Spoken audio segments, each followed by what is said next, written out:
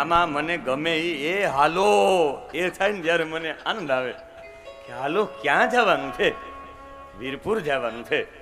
આપણે એમ થાય કે કૃષ્ણએ ત્રાસ નથી કર્યો, ક્યારેક એમ થાય કે કૃષ્ણએ ત્રાસ કર્યો છે, સૂતાતા એને જગાડ્યા અને રમતાતા એને રોવડાવ્યા. પણ મને આનંદમયી માની ફિલોસોફી ગમે છે. મેં રમણ મહર્ષિ, મેં મહર્ષિ અરવિંદ, આનંદમયીમાં પાંડુરંગ શાસ્ત્રીજી, આ લોકોની ફિલોસોફી વાંચવા જેવી છે. એ બધાએ આ તત્વ ઉપર ફિલોસોફી લખી છે. જેમ બધાની ટીકાઓ છે, એમાં આનંદમયી માનો વાત મને ગમે છે. કારણ કે એણે લખ્યું છે કે કાનુડે કવડાવ્યા આ બધો ત્રાસ અપાયો તો આપણે એક નિયમ છે કે અવશ્યમેવ ભોક્તવ્યમ કૃતકર્મ શુભાશુભમ. ક્યારેક ક્યારેક આનંદમયી માં ઋષિકેશથી હરિદ્વાર જતા હતા ઘોડા ઉપર. એના સેવકોએ બધા ઘોડો રાખ્યો, થોડીક બગી રાખી કે માં બેસી જાઓ. અને આનંદમયી માં એટલે તપસ્વીનીઓ, આટલા તપસ્વી કે એની કોઈ સીમા નહીં. કદાચ સાક્ષાત્કારમાં પરમાત્માને મેળવા હોય અત્યારના થોડા સમય પહેલા જેનો દેહ જોઈતો છે. આ કલિકાલમાં આ છેલ્લા 20 વર્ષમાં કોઈ પરમાત્માને સાક્ષાત્કાર રૂપે મેળવા હોય તો એમ કહી શકાય કે એને કદાચ મેળવા છે. એની વાણી એટલી પ્રભાવશાળી, એના ગ્રંથો એટલા પ્રભાવશાળી. એ આનંદમયીમાં ઘોડા ઉપર બેઠા હતા અને એના 2 સેવકો એ ઋષિકેશથી હરિદ્વાર એની સાથે ચાલીને જતા હતા. માએ કહ્યું કે તમે બંને ચાલો નહીં. કે ના ના ના, સેવક હતા કે નહીં, અમે ચાલીને જ જઈએ. આનંદમયી માએ કહ્યું કે હું કહું છું બંને અહીંયા આવતા રહ્યું, ઘોડામાં સાથે બેસી જાઓ, ઘોડા ગાડીમાં. એને કહ્યું નહીં નહીં નહીં માં, અમે ચાલીને આવીએ. માએ કહ્યું હું કહું છું બેસી જાઓ. એના શિષ્યોને માં કેટલો પ્રેમ કરતા હશે, બંને શિષ્યોને ચાલીને જતા એને બેસાડી દીધા ઘોડામાં.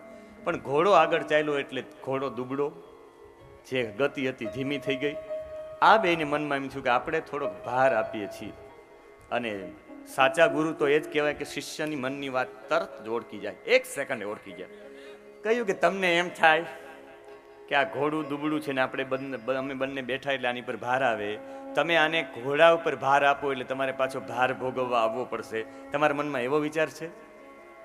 તો આને કહ્યું નહીં ના ના માં, એવું નથી, કે હું જાણી ગઈ છું તમારો આ જ વિચાર છે. પણ ભાઈ બેલેન્સ કરવું પડે. 2 શિષ્યોને કહ્યું કે પૂર્વજન્મમાં આ જે ઘોડો હતો એનું તમારી ઉપર ઋણ હતું, એટલે ઘોડો જ્યાં સુધી ચૂકવે નહીં ત્યાં સુધી એનું પણ બરાબર નહીં થાય. એટલે ઘોડાની મુક્તિ કરવા માટે તમે બેસો, એ ઋણમાંથી બહાર જાય, ત્યાં બધું સેટલમેન્ટ થાય. તમારે પણ જો એની પર બેસો તો તમારું પણ બરાબર, તમારે ગયા વખતનું લેવાનું છે. જો આ જન્મમાં નહીં લ્યો તો આવતા જન્મમાં પાછું લેવા આવવું પડશે. એટલે જરાય વિચાર નહીં કે હું આને કષ્ટ આપું છું કે બેસું છું.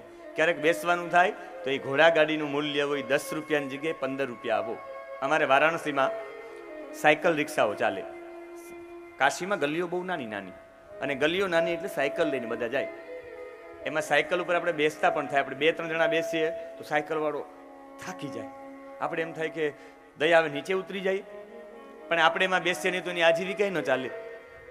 પૂજ્ય બ્રહ્મલીન ડોંગરેજી મહારાજ જ્યારે બેસતા સાયકલ રિક્ષામાં, ક્યારેય પણ બેસે તો એ જેટલા રૂપિયા કહે ને એનાથી ડબલ રૂપિયા આપતા. એ કે 10 રૂપિયા, ડોંગરેજી મહારાજ 20 રૂપિયા આપતા. કારણ કે એની મહેનતાનું ન આપીએ તો એની આજીવિકા પણ ન ચાલે ને. એ પૂર્વનું ઋણ હોય, એ ઋણ આપણે આ વખતે ન ચૂકવ્યું એના માટે પાછો જન્મ લેવો પડે. એ બેલેન્સ તો કરવું જ પડે. એટલે ક્યારેક તમારે અહીં આવીને પગ દુખીએ તો બેલેન્સ થઈ ગયું એમ સમજી લેવાનું. પૂર્વનું હોય ને એ બેલેન્સ કરવા માટેની આ વ્યવસ્થા છે. મને આમાંથી કોઈ જવાબ આપશે? એક કોઈ દરબાર હોય, દરબાર ઘરે બંદૂકડી હોય એની, એ સાફ કરતા હોય. સાફ કરતા મૂકીને સેજ પોતાના રૂમમાં પાણીની બોટલ લેવા જાય. એનો 10 વર્ષનો નાનો દીકરો આવે. એનો 10 વર્ષનો નાનો દીકરો આવે ને બંદૂકડી આમ પેક કરે, આમ આમ આમ કરે ને સામે એનો એક નોકર આવે, ધડાક દેખીને ગોલી એમાંથી છૂટી જાય, નોકર મરી જાય. કોર્ટમાં કેસ થાય તો સજા કોને કરવી જોઈએ? હે? છોકરો તો નાનો છે, એમનેમ જતો રહ્યો. એના પિતાજી એમનેમ એનું હથિયાર છોડીને જતા રહ્યા, ગુનો એના ઉપર બને. અને આ કહે કે ભાઈ મને ખબર નહોતી, મેં માર્યો નથી, એ પણ સાબિતી છે. તો છેલ્લે કોર્ટ શું નિર્ણય આપે ખબર છે? તમે તમારું લાયસન્સ વાળું હથિયાર બરાબર સાચવી નથી શક્યા, એક તો લાયસન્સ વાળું હથિયાર જપ્ત કરી લે અને 3 મહિનાની સજા આપે. એમ કદાચ આપણે અજાણતામાં કંઈક પાપ થઈ ગયું હોય ને આ જન્મમાં, તો ભગવાન એના માટે ફાંસીની સજા ન આપે, એના માટે તમને એવી સજા આપે, તમારી પાસે જે યોગ્યતા હોય યોગ્યતા લઈ અને થોડુંક કષ્ટ આપે. આજની કોટ એટલી દયાવાળી હોય તો ઉપરવાળાની કોટ પણ દયાવાળી છે. એટલે તમે ક્યાંક કંઈક ઓલું કર્યું હશે એટલે તમને પગ દુખે તો એ તમારે 3 કલાક બેસવું પડે. આ 3 મહિનાની સજા છે, 7 દિવસની સજા એમ માન લેવાનું. એમ વિશાળ હૃદય કરીને પણ અહીં કથામાં તમારે બેસવું જોઈએ. અને આ કાનુડે કવડાવ્યા એટલે બેલેન્સ કરવા માટે આવ્યા છે ભગવાન બધાને. અને એ બેલેન્સ કરતા કરતા ભગવાન કહે કે ગોપીઓ જાઓ, આજ માખણ લઈ આવો. આજ સંતો પધારે છે આપણા ગામમાં. ગોપીઓ માખણ લઈ આવે અને કહ્યું ક્યાં છે સંતો? લાવો. સંતો કોઈ સ્ત્રીનું મુખ જોતા નથી. અને એક રૂમમાં જઈને જાય. કાનોયો દરવાજો ખોલે જ નહીં. ગોપીઓ કે અમે ધક્કો મારીને દરવાજો ખોલીએ ક્યાં તો સામે વાંદરાઓ બેઠા હોય, વાંદરાઓ માખણ ખાતા હોય, મળમૂત્રનો ત્યાગ કરીને આખો રૂમ પણ ભરી દીધો હોય.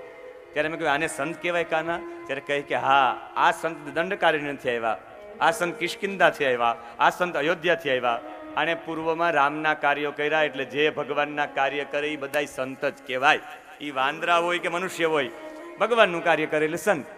અને પછી આવું રીતે કરતા એટલે અમને માખણ માગે ત્યારે અમે ના પાડીએ, કાના માખણ નથી.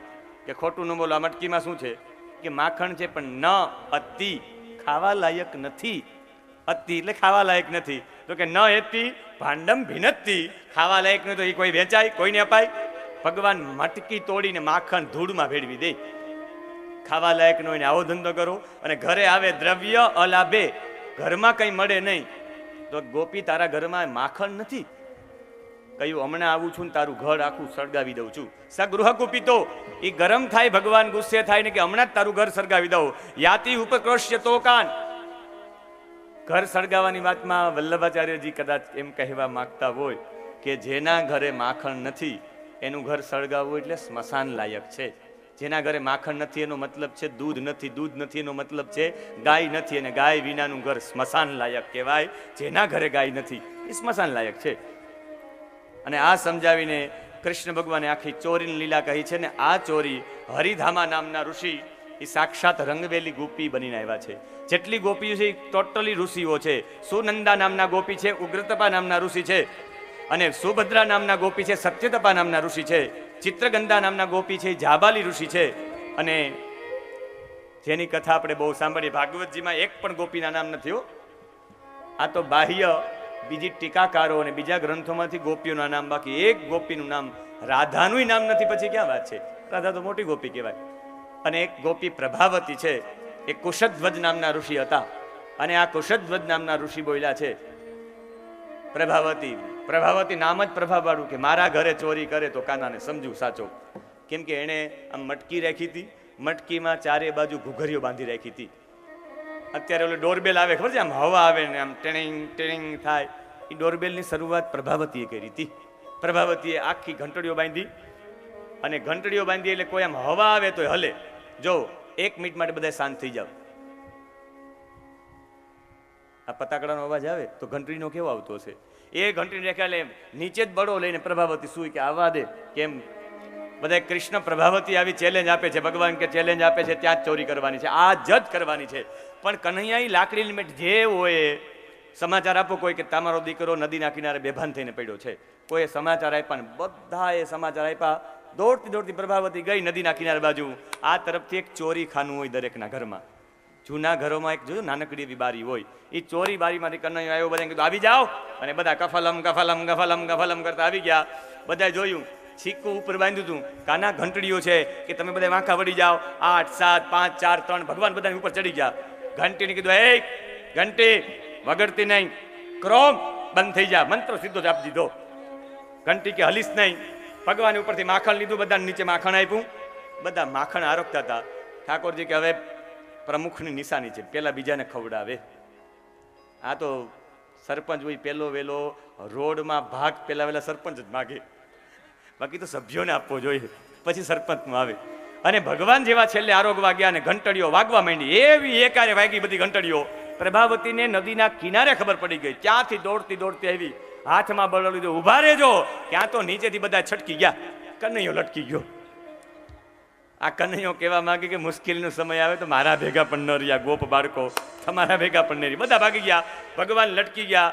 અને પ્રભાવતી કે હવે આવ નીચો, હવે આજ તારી ખબર, તારી માં યશોદા પાસે રૂબરૂ તને લઈ જાવ. કનૈયાએ આમ ઝૂલતા ઝૂલતા કહ્યું કે ઘંટડી તને ના પાડી તું વગડી શા માટે? એ ક્યારે બધી વગડવા માંડી? કહ્યું કે જ્યાં સુધી તમારા ભેરુઓ તમારા ગોપ બાળકોએ આરોગ્યું આ માખણ, ત્યાં સુધી બોલી નહીં, મારો ઠાકોર આરોગો ને ઘંટડી વગડે ને એવું બને. મંદિરમાં ભોગ લાગે એટલે ઘંટીને વાગવું જ પડે, એ તો નિયમ છે કુદરતી. એટલે ઘંટી કેવું વાગી. પ્રભાવતી હાથ પકડ્યો અને હાથ પકડીને લઈ ગયા. પ્રભાવતી મારો હાથ દુખે છે, હાથ દુખે છે. પ્રભાવતી છોડતી નથી, પણ કોઈ વડીલ આવે ને સેજ ઘૂમટ કાઢવા માટે સેજ વાહો વરે છે, હાથ બદલાવી દીકરાને પકડાવી દીધો એના જ.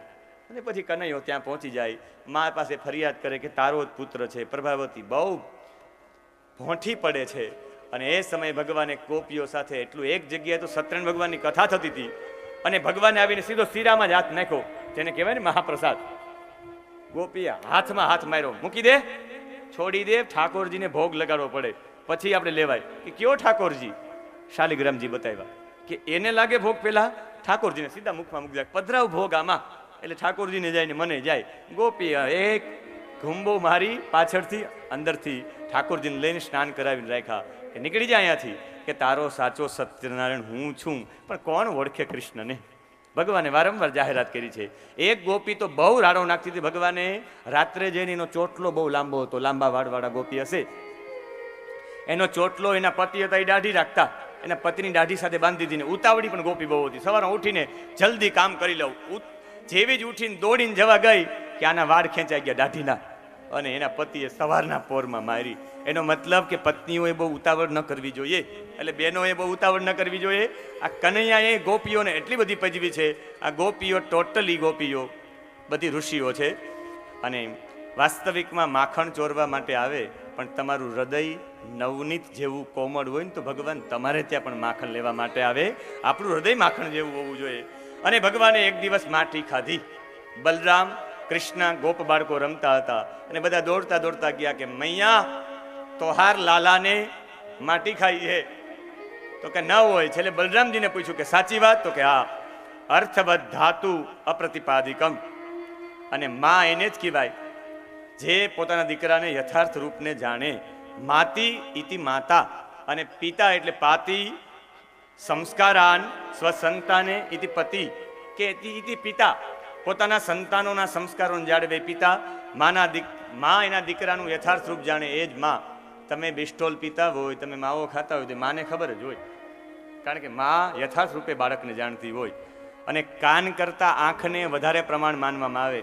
માં કે બોલાવો કૃષ્ણને. કૃષ્ણ માટી ખાધી છે? કહ્યું કે નહીં માં. નાહમ ભક્ષિતવાન અંબા સર્વે મિથ્યા વિસંસિના યદિ સત્ય ગિરઃ તર્હિ સમક્ષમ પશ્ય મે મુખમ. નાહમ ભક્ષિતવાન અંબ, હે અંબ, હે માં, ન અહમ ભક્ષિતવાન, મેં નથી ખાધી માટી. સર્વે મિથ્યા વિસંસિનઃ, બધા ખોટું બોલે છે. તો કે યદિ સત્ય ગિરઃ તર્હિ, માએ કીધું જો સાચું બોલતો હોય, સમક્ષમ પશ્ય મે મુખમ, તારું મુખ બતાવ. અને જેવું જ ભગવાને મુખ ખોલ્યું છે કે તો એમાં આકાશ, દિશાઓ, સમુદ્ર, આખું જગત, દદૃશે વિશ્વમ જગત સ્થાતુ ખમ દિશઃ, આખું બ્રહ્માંડ, એ બ્રહ્માંડમાં આખું વિશ્વ, એની અંદર ભરતખંડ, એની અંદર એ ગોકુળ, ગોકુળમાં નંદાલય, નંદાલયમાં યશોદા, અને મુખ ખોલેલો કાનો, અને 68 તીરથો કૃષ્ણના મુખમાં દેખાવા માંડી ગયા છે. 68 તીરથ ગંગા જમુના ચાંદ સૂરજ મુખ માહીજી. 68 તીરથ ગંગા જમુના ચાંદ સૂરજ મુખ માહીજી. सूरदास तब प्रभु की लीला, सूरदास तब प्रभु की लीला देखी यशोदायति पछताई रे. कन्हैया ने माटी खाई रे, मोहन ने माटी खाई रे, गोविंदा ने माटी खाई रे. ભગવાને અસત્ય પણ નથી બોલ્યા, ભગવાને માટી ખાધી પણ છે, અને ભગવાને કહ્યું મેં નથી ખાધી. ભગવાન એમાં સાચા પણ છે. અને એનો મત રજૂ કરતા કહે, અત્યારે બધાને તર્ક સૂજે કે એમ કંઈક આખું વિશ્વ નહીં, આખું જગત મુખમાં દેખાય. તમે એન્ડ્રોઈડ મોબાઈલ લ્યો, ગૂગલ ખોલો, ગૂગલમાં આખું વિશ્વ દેખાય. મોબાઈલમાં જો આખું વિશ્વ દેખાતું હોય તો માધવના મુખમાં પણ વિશ્વ દેખાય. મને એમ લાગે ગૂગલની શોધ ગોવિંદે કરી છે. ओ मोह खोल दिखाव कन्हैया तब हम नाही मानत जी। मुँह खोल दिखाव कन्हैया तब हम नाही मानत जी। तब प्रभु ने मुख खोला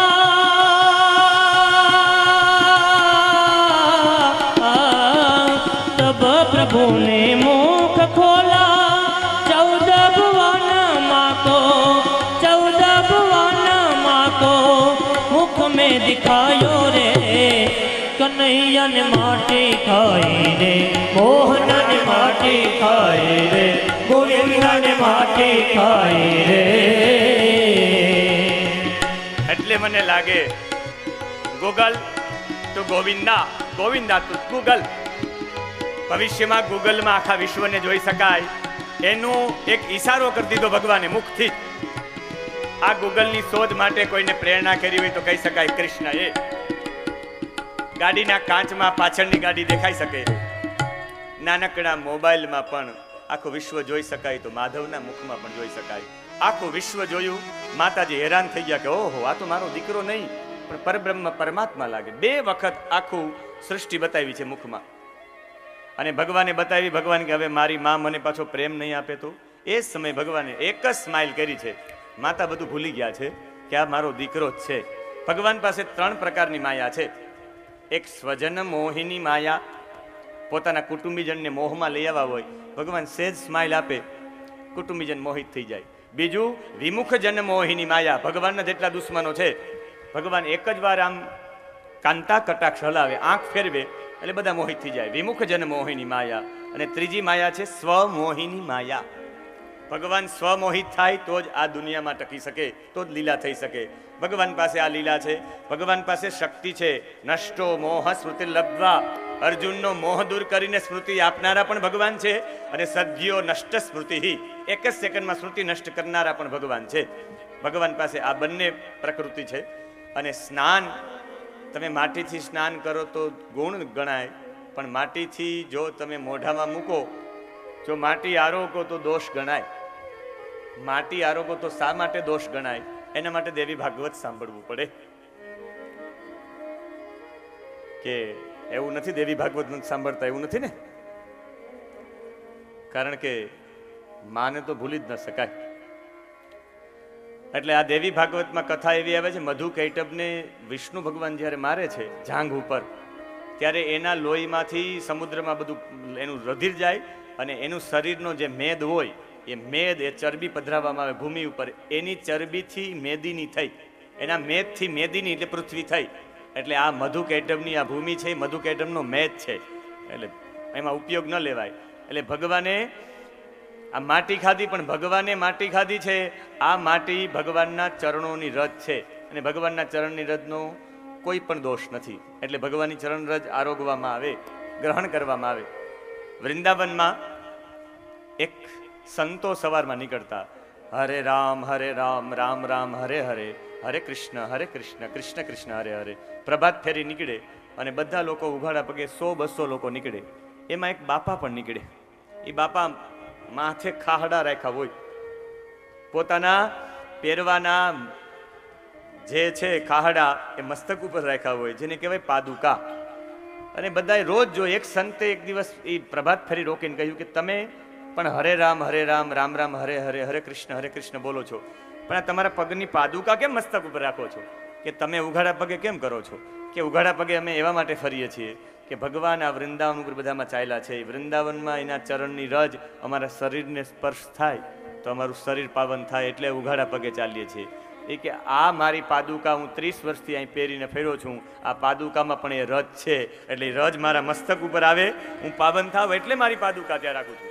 આ રજનું એટલું મહત્વ છે, વલ્લભાચાર્યજી તો ત્યાં સુધી કહે છે કે પૂતનાએ 16,000 બાળકોને માર્યા હતા, એનો પ્રાણ પૂતનાની અંદર હતો, પૂતનાનો પ્રાણ ભગવાનની અંદર હતો, ભગવાનની અંદર પૂતના સહિત 16,000 બાળકોનો અંદર લૌકિક દેહ પડ્યો હતો।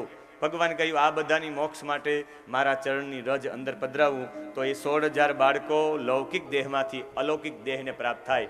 ભગવાને આ 16,000 બાળકોની મુક્તિ માટે ભગવાને પોતાના ચરણની રજ પધરાવી, એટલે ભગવાને કહ્યું મેં માટી ખાધી નથી, ચરણ રજ પધરાવી છે આ લોકોની મુક્તિ માટે।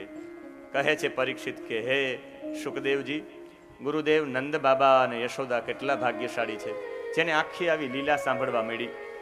અને આ લીલા સાંભળવા મળી એવા કયા એના પુણ્ય છે કે જે વસુદેવ અને દેવકીને જોવા ન મળ્યું, આને મળ્યું. કહ્યું કે પૂર્વમાં પ્રશ્ની અને સુતપા, અદિતિ અને કશ્યપ એ ધરા અને દ્રોણ થયા. દ્રોણ નામના વસુ, એની પત્ની ધરા, બંને 12,000 વર્ષ સુધી તપ કર્યું. છેલ્લે બ્રહ્માજી પાસે વચન માંગ્યું કે પરમાત્મા અમારે ત્યાં પુત્ર થઈને આવે. કહ્યું કે ભગવાનનું તો બધું ફિક્સ થઈ ગયું છે, પણ હવે દેવકી ને વસુદેવને ત્યાં ભગવાન પધારશે, પણ એને જે આનંદ નહીં આપે એ તમને આનંદ આપશે. આ તપનું પરિણામ છે. અને એક કથા એવી આવે, સંતોના મુખે સાંભળી છે, કોઈ ગ્રંથનું પ્રામાણ્ય છે નહીં, પણ ધરા નામની પત્નીનો નિયમ હતો સંતોને જમાડીને જમે. સંતોએ પરીક્ષા લીધી, જમવાનું પોતાની પાસે કાંઈ ન રહ્યું, દ્રોણ પણ હાજર ન હતા. સંતોની 250 લોકોની જમાત આવી. ગામમાં કોઈ વેપારીએ ઉછીનું ન આપ્યું, ત્યારે એક 12 ગામના વેપારી કહ્યું કે તું તારું શરીર મને આપતો હું તને સંતો માટેનું ભોજન આપું, રાશન આપું.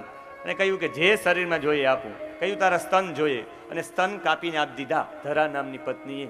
અને સાક્ષાત એ વેપારીમાંથી નારાયણ પ્રગટ થયા. કહ્યું કે તારા આ સ્તનનું દૂધ પીવા માટે હું આવીશ. એટલે ભગવાન એ નારાયણ કૃષ્ણ બનીને આના સ્તનનું દૂધ પીવા માટે આવ્યા. એ ધરા અને દ્રોણ નામનો વસુ હતા. અને બધા ફરિયાદ લઈને એવા માએ વિચાર્યું કે 100% કંઈક મારી ભૂલ છે, મારે ત્યાં એટલી ગાયો છે ને મારું માખણ ન ખાય ને કૃષ્ણ ચોરવા જાય. એનો મતલબ છે હું તૈયાર નથી કરતી. ઠાકોરજીની સેવામાં તમે જાઓ તો તમે પોતે તુલસી પાન પોતે લઈ આવો, ફૂલ તમે તોડી આવો, ફૂલ લેવા તમે જાઓ, ભગવાન માટે સામગ્રી તમે તૈયાર કરો. આ તો વહુ બધું તૈયાર કરીને ડોસીમાં લાવો લાવો લાવો, ઠાકોરજીની સેવા કરવી છે. ડોસીમાં બેસે ને વહુ સેવા કરે. તમે પોતે સેવામાં લાગો એ સમજાવવા માટે એકદા ગૃહદાશીશુ યશોદાનંદ ગેહિની. યશોદાજીએ બધી સેવિકા હતી પદ્મગંધા, મધુગંધા, માલતી ગંધા દાસીઓને મુક્ત કરી કે આજ જાઓ, આજે હું પોતે દહીંમાંથી છાશ અને માખણ તૈયાર કરીશ. અને વરોણું લીધું હાથમાં. હાથમાં વરોણું લઈને જે માતાજીએ દધી મંથન કર્યું છે ગોરીમાં, અને ભગવાનનું સ્મરણ કરતા કરતા ને એ માતાજીનું આખું સ્વરૂપ બતાવ્યું છે કે માતાજી કેવા લાગતા હતા. ક્ષોમમ વાસ પૃથુકટિત તટે બિભ્રતે સૂત્રનદ્રમ પુત્ર સ્નેહા સ્મૃત કુચયુગમ જાતકમ પંચ સુપ્રહ રજવાકર્ષ શ્રમ ભુજ જલાત કંકણો કુંડલે ચ સેન્નમ વક્રમ કબર વિગલન આલતી મમંથ. માતાજીએ ક્ષોમમ વાસ રેશમનું કપડું પહેર્યું હતું. રેશમના કપડા પહેરીને માતાજી દધી મંથન કરતા હતા. એટલે ક્યારેક સારા કપડા પહેરી નીકળો કે બહુ ફૂલાણા છો, કથા છે એટલે સારા સારા કપડા પહેરી નીકળો. કહેવાનું મારી માં યશોદા પણ સારા કપડા પહેરતી, એટલે અમે પણ પહેરીએ છીએ. ક્ષૌમમ વાસઃ પૃથુકટિત તટે બિભ્રતિ સૂત્ર નદ્દમ. અને માતાજીને પ્રેમ એટલો આવ્યો. પુત્ર સ્નેહ સ્નુતયુજમ. પુત્ર સ્નેહથી એ સ્નુત કુચયુગમ, માતાજીના સ્તનોમાંથી દૂધ વહેવા માંડ્યું. ક્યારેક ગાયોને પણ હેત વધારે આવી જાય ને તો એમનામ આચરમાંથી દૂધ પડવા માંડે. માતાજીને પણ સ્નેહ આવી ગયો. સોનાનો કંદોરો વીટેલો છે માતાજીએ. માતાજીના કાનમાં સોનાના કંકણો છે, કુંડલો છે, હાથમાં કંકણો છે. અને એક દધી મંથન કરતા કરતા અવાજ થતો હતો. અને અવાજ થતો હતો એ કંકણો કહેતા હતા કે ભાગ્યશાળી છે આપણે યશોદાના હાથમાં છીએ. એ કુંડલો કહેતા હતા, એ અવાજ કરતા હતા કે આપણે ભાગ્યશાળી છે, કૃષ્ણની સેવા કરે એના હાથમાં તો છે. અને માલતીના પુષ્પો તો બધા ખરી પડ્યા વેણી માતાજીના મસ્તકમાંથી. કદાચ આ પુષ્પોનું કેવું હશે, જે કૃષ્ણની સેવા કરે ને એના મસ્તકમાં નહીં, એના ચરણોમાં રહેવું જોઈએ. એટલે બધા પુષ્પો ખરી ગયા છે. અને માએ દધી મંથન કરતા હતા. અને એ દધી મંથન કૃષ્ણને એવા માટે કરતા હતા કે અમે નાનપણમાં પાઠશાળામાં ભણતા ત્યારે એક શ્લોક વારંવાર બોલતા. વૈષ્ણવ આ શ્લોક બોલે. અમારી આખી પાઠશાળા વૈષ્ણવની હતી. અમે બધા વિદ્યાર્થીઓ સવારથી લઈને સાંજ સુધી અમારો ક્રમ વૈષ્ણવી ક્રમ. આખી પાઠશાળાનો ફરજિયાત બધાએ તિલક મારવાનું, ફરજિયાત બધાએ બંડી પહેરવાની. અને સવારમાં જ્યારે બધા જાગે ત્યારે શરૂઆતમાં સ્તુતિ બોલે, આંખ બંધ કરીને અમે બધા વિદ્યાર્થીઓ બોલીએ, શ્રી ગોવર્ધનનાથ પાદયલમ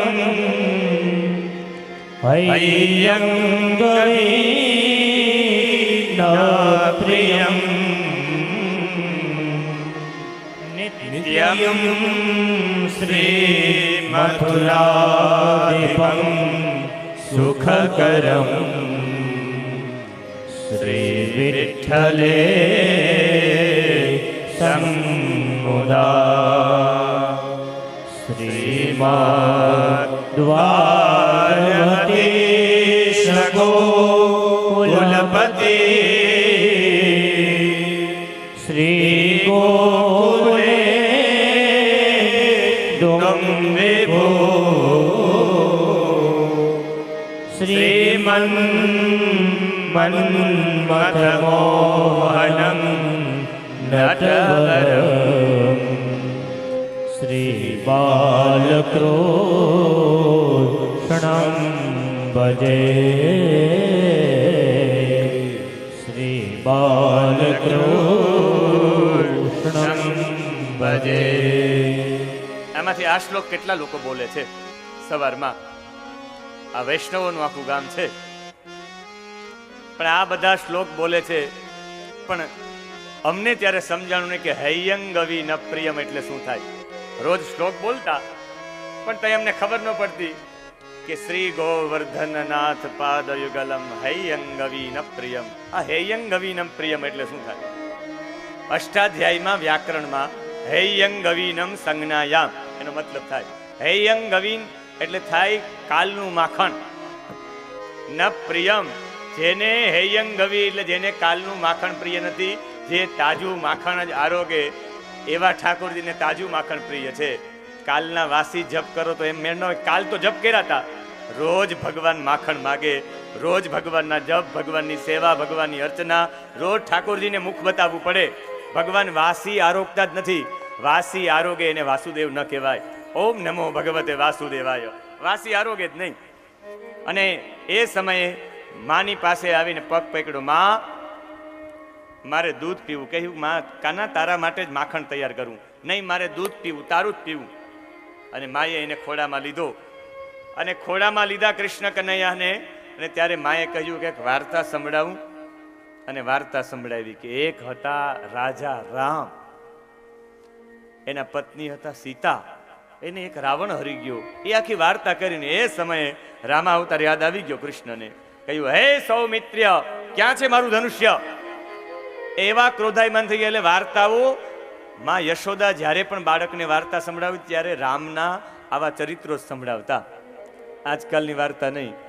વાર્તા રે વાર્તા, ભાભો ઢોર છારતા, ચપટી બોલાવતા, સમજાવતા.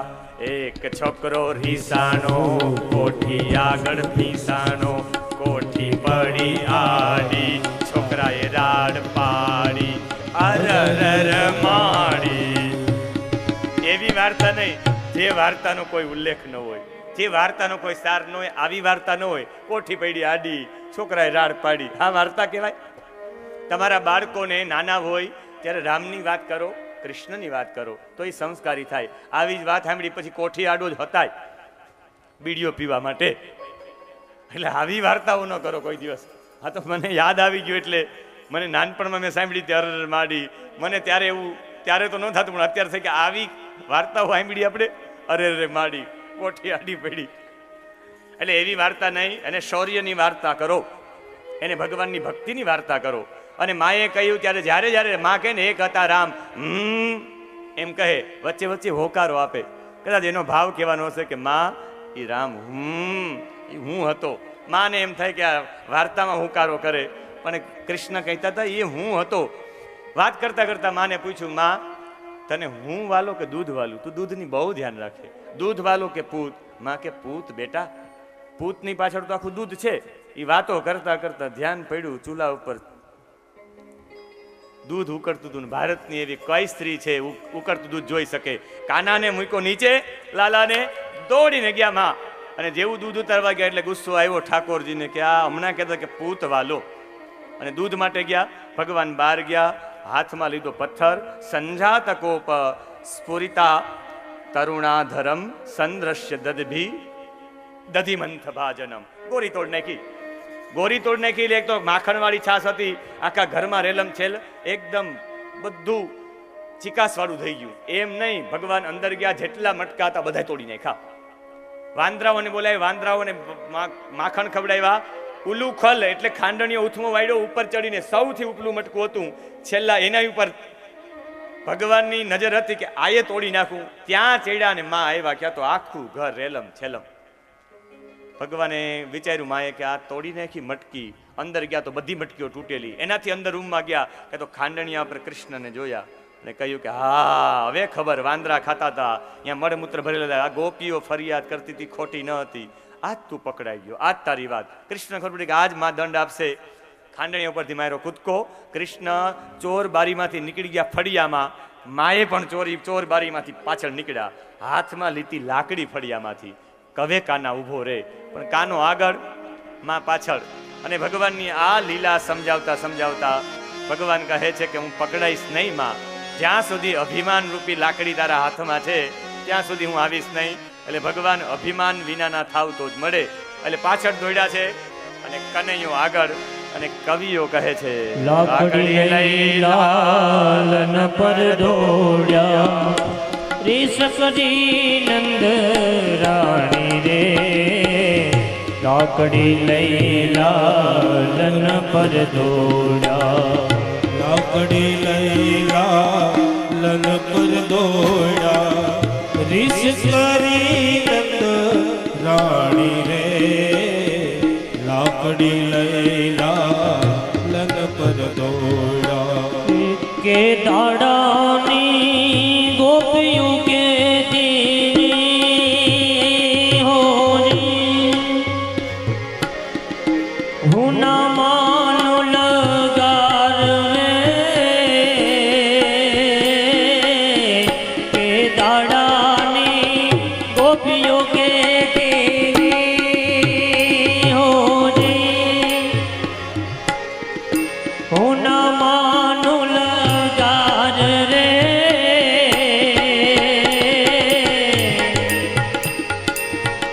આવો નાણી પુત ક્યાંથી પાક્યો,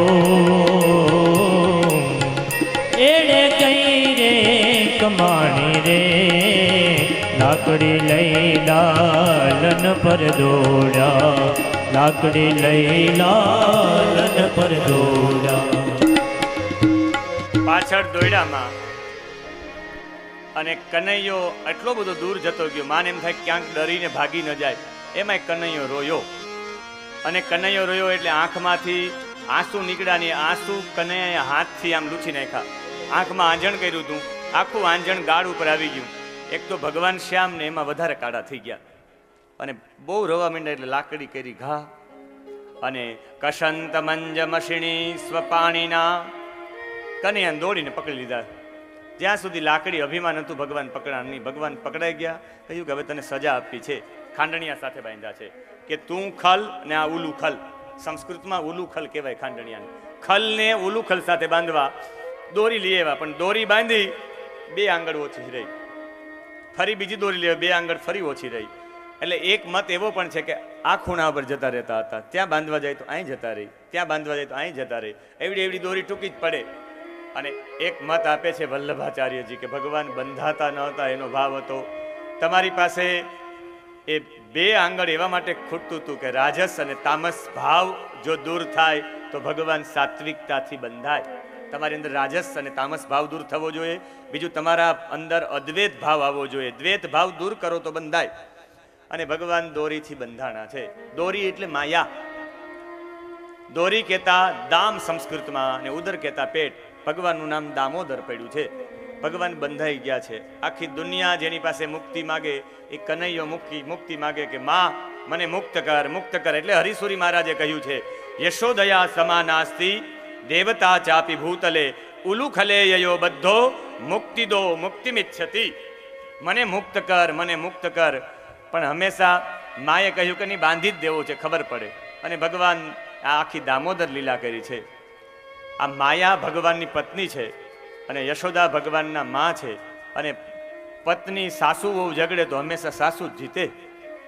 એટલે દોરીથી બાંધી દીધા ભગવાનને. ભગવાન બાંધી ગયા પછી જતા રહ્યા માં દરવાજો બંધ કરીને. પાછળના દરવાજેથી કૃષ્ણ બહાર નીકળ્યા, ફળિયામાં પહોંચ્યા. પણ સેજ એવું પેટ ઢીલું કર્યું, છે દોરી ઢીલી થઈ એટલે ભગવાન બે વૃક્ષ હતા, યમલાર્જુનના વૃક્ષ, એની વચ્ચેથી નીકળવા માટે ગયા. અને જેવા નીકળવા ગયા, ખાંડણીઓ આડો થઈ ગયો. ભગવાને બળ કર્યું ને બળ કરવા સાથે બંને વૃક્ષો પડી ગયા.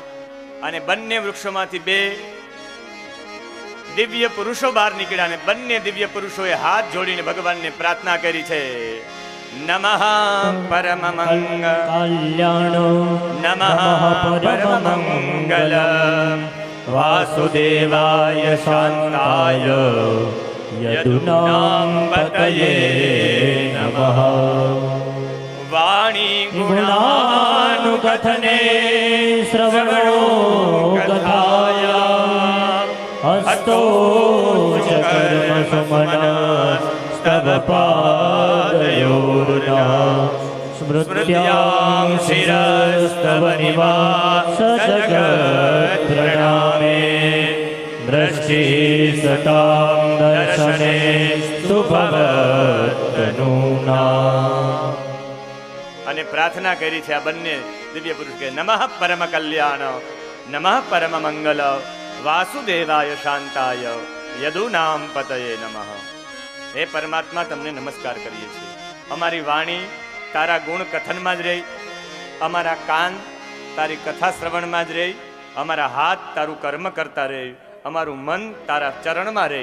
યત્રેવ મનોમદીયમ તત્રેવ તવ સ્વરૂપમ યત્રેવ શિરોમદીયમ તત્રેવ પદદ્વયંતે. મારી સ્મૃતિ તારા આ નિવાસરૂપી જગતમાં જ રહે અને પરમાત્મા મારી દ્રષ્ટિ કા તને જુએ કા તારા ભક્તોને જુએ. કહ્યું કે આ બંને કોણ હતા? પરીક્ષિતજીએ પૂછ્યું, આ શા માટે વૃક્ષ થઈને ત્યાં રહ્યા હતા? કહ્યું કે બંને લોકો રુદ્રના અનુચર હતા, રુદ્રના સેવકો હતા, યક્ષ કુબેરના પુત્રો હતા. એકનું નામ હતું મણિગ્રીવ, એકનું નામ હતું નલકુબર. ડોકડા વધી ગયા હતા એટલે અભિમાન આવી ગયું હતું. તમારી પાસે ધન આવે એટલે આસક્તિ આવે, અને ધન આવે એટલે 3 દૂષણ આવે. જેના ઉપર ભગવત કૃપા હોય એના ઉપર ધન દૂષણ નહીં, આભૂષણ બની જાય. પણ દૂષણ કેને બને? જેના પર ભગવત કૃપા ન હોય. ધન આવે એટલે તમારા જીવનમાં દ્યુતમ જુગાર આવે, પૈસા બહુ આવે એટલે જુગાર આવે. અને ઠાકોરજીને જુગાર પસંદ નથી. કૃષ્ણ ભગવાન રોયા છે. ભગવાન આવતા હતા હસ્તિનાપુરથી, વચમાં પુષ્કરમાં આવ્યા. પુષ્કરમાં ચેદીરાજ નામનો રાજા હતો. ભગવાનના પગમાં પડી ગયો કે મને બચાવો. કહ્યું કેમ? કે દુર્યોધન મારી પાસેથી રાજ્ય આંચકી ગયો, હું મંદિરેથી દર્શન કરીને આવતો હતો ને. ભગવાન કે કંઈ વાંધો નહીં, હું આવું છું. ભગવાન દ્વારિકા ગયા. દ્વારિકા યાદવ સેનાપતિઓને ભેગા કર્યા, અને દ્વારિકામાં પણ બધાએ 17 વખત ચડાઈ થઈ હતી. અને યાદવો ઉપર એવી ચડાઈ થઈ કે યાદવો સતાઈ ગયા હતા મથુરામાં જરાસંધના ડરના કારણે. અને આજ બધા લોકોને ભગવાન લઈને દ્વારિકા આવ્યા, વેપાર આવ્યો, બંદર આવ્યું, બધા પાસે પૈસા આવ્યા, બધા દારૂ ને જુગારમાં હતા. અને ભગવાને બધા યાદવ સેનાપતિને બોલાવીને કહ્યું કે ચેદીરાજનું રાજ્ય લઈ લીધું છે અન્યાયથી, આપણે ન્યાયથી અપાવવાનું છે. કદાચ આપણે યુદ્ધ થાય દુર્યોધન સાથે. અને બધા યાદવોએ શું કર્યું? બધા એવા લક્ષણો બતાવવા માંડ્યા જે લક્ષણોને કહેવાય નાના લક્ષણો. કોઈ પાસે 10,000 રૂપિયા માગવા જાઓ કે 10,000 રૂપિયા જોઈએ, એ તમારી પાસે તમે કે 10,000 રૂપિયા જોઈએ અને એ મૌન થઈ જાય એટલે સમજવાનું ભાઈ ના પાડે છે. 6 લક્ષણ છે, અને 6 લક્ષણો એ ના પાડવાના લક્ષણો છે. નકાર ષડવિધ સ્મૃત, ના પાડવાના 6 લક્ષણોમાં પહેલું લક્ષણ છે મૌનમ કાલ વિલંબશ્ચ પ્રયાણમ ભૂમિ દર્શનમ ભ્રુકટ્યા અન્યમુખી વાર્તા નકાર ષડવિધ સ્મૃત. પેલું છે મૌનમ. તમારી પાસે કોઈ 10,000 રૂપિયા માગે ને તમે મૌન થઈ જાઓ, સમજવાનું ભાઈ ના પાડે છે. કાલ વિલંબશ્ચ, 10,000 રૂપિયા સમજી લેવાનું ભાઈ ના પાડે છે. પ્રયાણમ, તમારી વાત સાંભળીને ચાલતા થઈ જાય, ઊભા થઈને હોઈ જાય, સમજી લેવાનું ભાઈ ના પાડે છે. પ્રયાણમ ભૂમિ દર્શનમ, ધરતીમાં જોઈ રાખે મીંઢો થઈને, સમજી લેવાનું ભાઈ ના પાડે છે. ભ્રુકુટી ફેરવવા માંડે આમ, સમજી લેવાનું ભાઈ ના પાડે છે. અને અન્યમુખી વાર્તા, બીજી વાત કરવામાં, એ ઠીક છે પણ તમારા ગામમાં કથા કેમ ચાલે? શું ટાઈમ રેખો કથાનો? એવી વાત કરવા માંડે, સમજી લો નકાર ષડવિધ સ્મૃત, ના પાડવાના લક્ષણો છે, બધા યાદવોએ આવું કર્યું છે. અને કૃષ્ણમ વંદે જગત ગુરુ, ભગવાન તો જગત ગુરુ છે.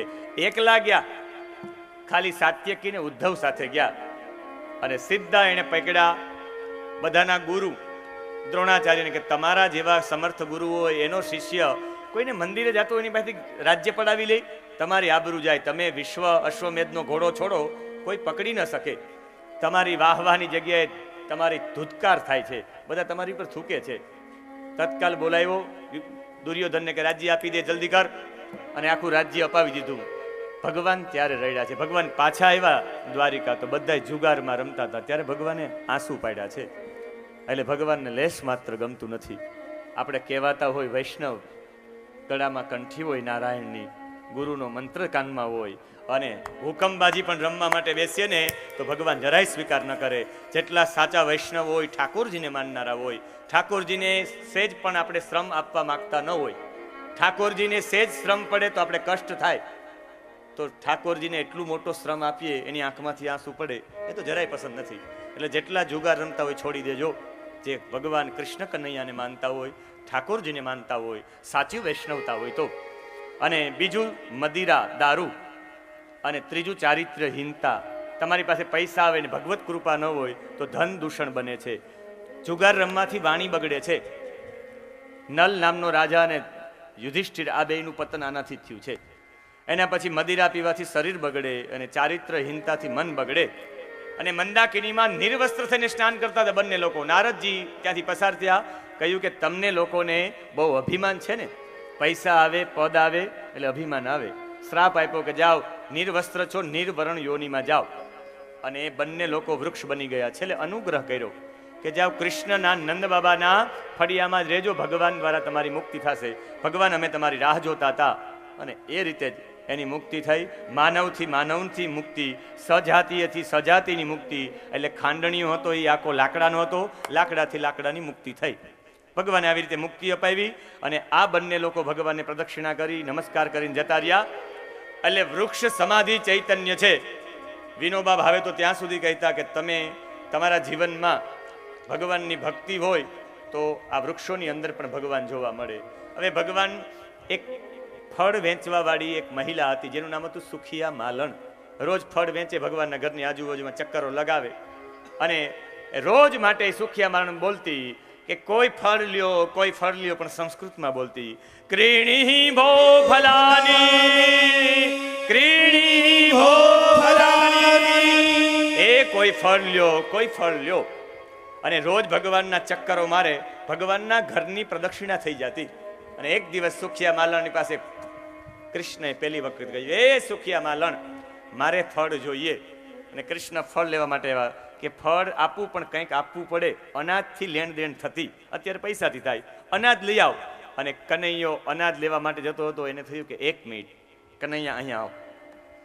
કનૈયો આવ્યો, એના ગજરા પણ સાથે હતા. એ શ્યામ રંગના કૃષ્ણ, એના માથા ઉપર અંબોડી, અંબોડી ઉપર એક સફેદ ગજરો વીંટો. જોયું કે તો કૃષ્ણ એટલા સુંદર લાગતા હતા કે 1 મિનિટ કાના ઉભો રહે. બંને હાથમાં ગજરાઓ પહેરાવ્યા સફેદ કલરના પુષ્પોના, અને એ પણ સુંદર લાગતા હતા. પગમાં પહેરાવ્યા, એ 2 પગમાં, 2 હાથમાં, એક મસ્તક ઉપર, એક ગળાથી લઈને પગ સુધી પહોંચે એવી માળા. અને એ કૃષ્ણ લાગતા હતા શ્યામ, અને સફેદ સફેદ એ ગજરાઓ. કહ્યું કે હવે જા લઈ આવ. ને ભગવાન દોડતા દોડતા ગયા. મુઠ્ઠી એક દાણા લઈને આવ્યા, ને દોડતા આવ્યા. એમાં 5 જ દાણા બાકી રહ્યા. એ 5 દાણા આપ્યા. કહ્યું કે કૃષ્ણ કેટલા ફળ આપું? કૃષ્ણ કે બધાય ફળ. અને એ 5 દાણામાં આખો સુંડલો આપી દીધો કૃષ્ણને. અને ઘરે ગયા તો સુખિયા માલણના એ 5 દાણા સોનાના થઈ ગયા. આ કહેવા માગે તમે તમારા કર્મ કરો. વલ્લભાચાર્યજીનો મત છે, તમારા કર્મ કરો, તમારા કર્મના ફળ તમે ઠાકોરજીને સમર્પિત કરો. જે લોકો પોતાના કર્મ કરીને પોતાનું સંપૂર્ણ ફળ કૃષ્ણાર્પણ મસ્તુ કરે, કર્મના ફળ ઠાકોરજીને અર્પણ કરે, એ સુખિયા, બાકી બીજા બધા દુખિયા. આ સુખિયા માલણ એટલે નામ છે. અને ભગવાને જ્યારે આ દોરીથી બંધાણા હતા, એ દોરીથી બંધાણ ભગવાન બહાર જઈને, દરવાજાની બહાર જઈને પડ્યા નીચે. ખાંડણીઓ બાંધેલો હતો કે કોઈ છોડાવે, કોઈ છોડાવે. ભગવાનની દ્રષ્ટિ પડી કે આ તો એક પાણીનો ઘડો ભરીને આવતા હતા. એ રાધાજી હતા.